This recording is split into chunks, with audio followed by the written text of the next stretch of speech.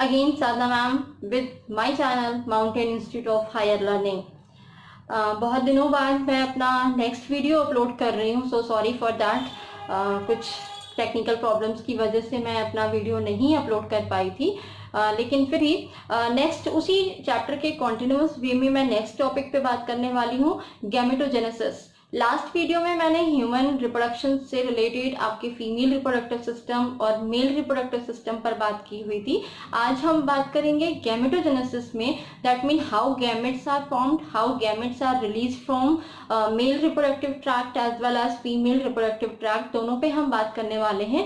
और गैमेटोजेनेसिस में उसका जो कंपैरेटिव वे है, कंपैरेटिव वे का मतलब है कि उसमें स्पर्मेटोजेनेसिस और oogenesis दोनों के बीच में कौन कौन सी चीज सिमिलरिटीज में है, कौन कौन सी चीज डिसिमिलरिटीज में है, इस पे भी हम डिस्कस करेंगे। हार्मोनल लेवल पे डिस्कस करेंगे और साथ ही साथ हम ये भी देखेंगे कि कौन सी प्रोसेस किस स्टेज पर स्टार्ट होती है, यानी प्यूबर्टी स्टेज पर है या फिर as well as embryonic development पे है या बहुत टाइम पर क्रिएट हो रही है। तो दोनों प्रोसेसेस में हम ये चीज देखने वाले हैं कि उसमें कहाँ कहाँ पर कितने चेंजेस क्रिएट हो रहे हैं।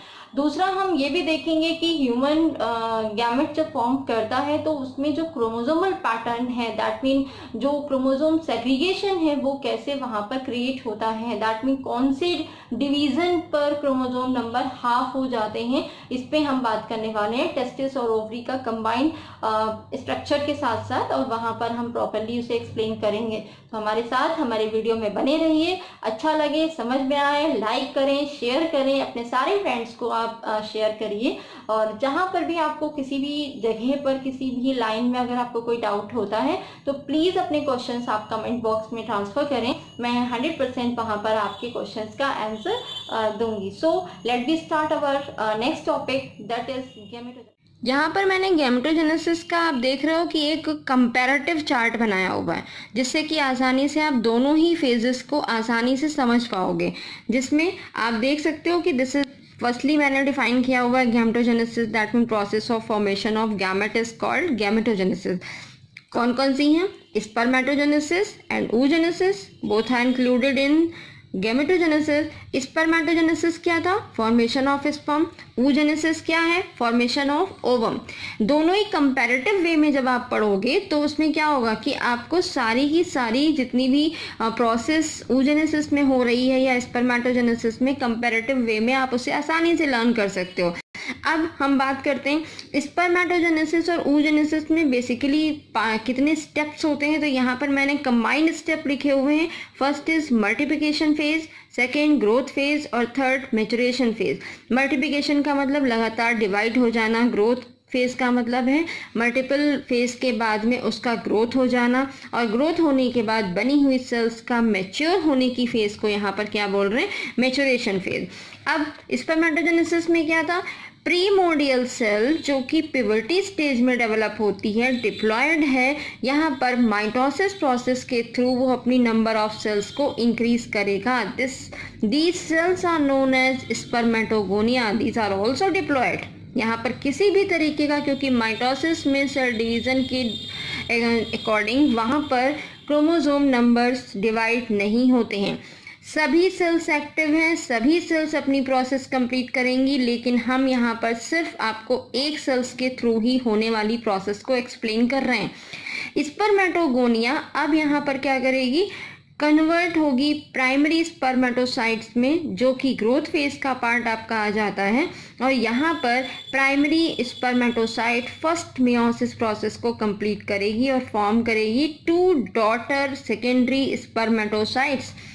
रिमेंबर दैट यहाँ पर होने वाले डिवीजन में क्रोमोसोम नंबर हाफ हो जाते हैं, दैट मीन 46 अगर यहाँ ट्रांसफर हो रहा है तो यहाँ पर 23 दैट मीन हैप्लॉइड सेल्स की फॉर्मेशन होगी।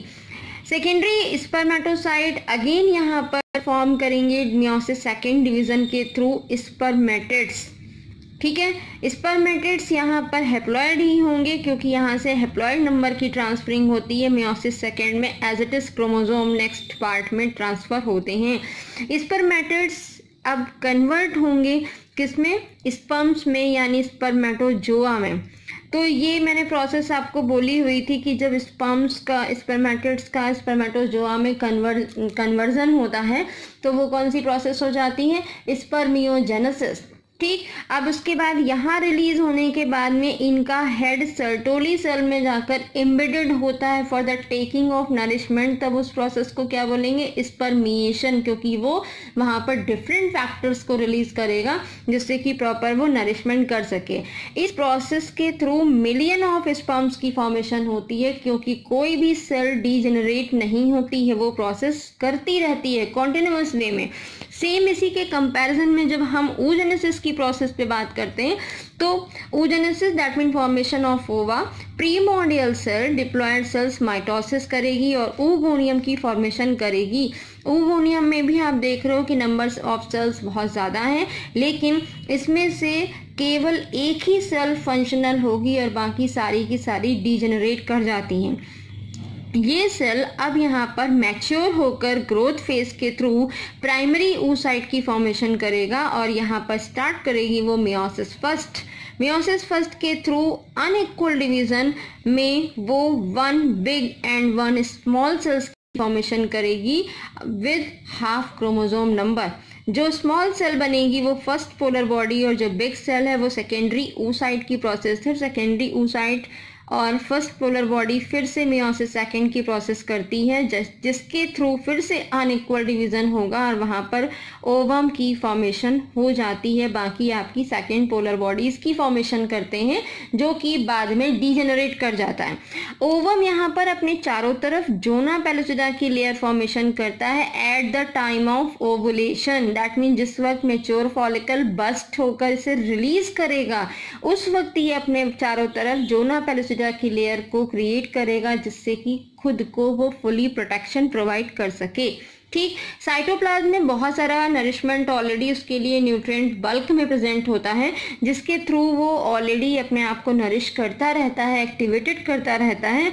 ये मेन पार्ट आपका यहाँ पर ओवम का है। तो मैंने इसमें आप देख रहे हो कि मैंने कंपैरेटिव वे में आपको एक्सप्लेन किया हुआ है जिससे कि आप आसानी से दोनों चीज़ों को कंपेयर करके पढ़ सकें। आपके बुक में भी दिया हुआ है, उस बुक में बस कुछ चीज़ों की लेबलिंग नहीं है, लेकिन उसमें फिर भी मैं आपको थोड़ा सा उसमें हाईलाइट कर दे रही हूँ, जिसमें आप देख रहे हो कि सेंटर में क्रोमोसोम नंबर पर सेल डिवाइडेशन दिखाया गया है, जिसमें आप देख रहे हो कि फर्स्ट मियोटिक डिवीजन में 23, जिसको मैंने ऑलरेडी आपको बताया हुआ था। फर्स्ट मियोटिक डिवीजन के थ्रू जो फॉर्म हुई है सेकेंडरी स्पर्मेटोसाइट वो कितनी क्रोमोसोम कैरी कर रही हैं, 23। सेकेंड मियोटिक डिवीजन के थ्रू जो बने हुए स्पर्मेटिड्स हैं वो ऑलरेडी 23 को ही कन्वर्ट कर रहे हैं, उसमें हाफ नहीं होगा, कोई चेंजेस नहीं होंगे। स्पर्मेटोजोगोनिया की फॉर्मेशन कब होती है, प्यूबर्टी स्टेज में। oogonia की फॉर्मेशन कब होती है, फर्टाइल लाइफ में। उसके बाद में बर्थ, चाइल्डहुड, प्यूबर्टी, ये कब फॉर्म हो रहा है, जब प्राइमरी oocyte आपकी डेवलप होती है, फर्स्ट मियोटिक डिवीजन के लिए वो खुद को प्रिपेयर करती है। तो ये कब होता है, बर्थ, चाइल्डहुड, प्यूबर्टी स्टेज पर। सेम ये वाली प्रोसेस प्यूबर्टी पर ही स्टार्ट होती है। सेम जो उसके बाद में जो पोलर बॉडीज हैं, ओवा की फॉर्मेशन है, ये जो पार्ट है स्पर्म की फॉर्मेशन है, ये एडल्ट रिप्रोडक्टिव लाइफ में है। एडल्ट रिप्रोडक्टिव लाइफ का मतलब क्या हो जाता है कि वहाँ पर जब वो अपनी रिप्रोडक्टिव स्टेज के लिए डेवलप हो, दैट मीन बर्थ स्टेज से रिप्रोडक्टिव टाइम पीरियड पर जब वो पहुंचता है तो वहाँ पर आपकी कौन सी स्टेज आ जाती है, रिप्रोडक्टिव स्टेज। इसको लाइफ स्पैन में आपने पढ़ा भी होगा कि लाइफ स्पैन आपकी कौन सी है। लाइफ स्पैन एक तो बर्थ और दूसरा क्या आपकी आती है, natural death. This time period is known as life span. ठीक है, तो बर्थ के बाद में जो यहाँ पर स्टेज आ रही है, यानी बर्थ से रिप्रोडक्टिव स्टेज के लिए जब उसकी बॉडी प्रिपेयर होती है, then it is known as reproductive phase, और यही आपकी एडल्ट रिप्रोडक्टिव लाइफ को शो कर रहा है। उसके बाद में धीरे धीरे सेकेंड स्टेज आती है, सेनिसेंट स्टेज। सेनिसेंट स्टेज का मतलब होता है losing the capacity of the reproductive stage, then it is known as senescent stage, and after that it will be just moved to the natural death. तो यहाँ by birth to natural death का जो time period यहाँ show कर रहा है, this is known as life span. Clear? यहाँ पे मैंने हर चीज़ आपको एक्सप्लेन कर दी है। अच्छा लगे, समझ में आए, शेयर करें, कमेंट करें और अगर किसी भी चीज़ में आपको कोई भी डाउट है तो please put your questions, I will explain you. Thank you.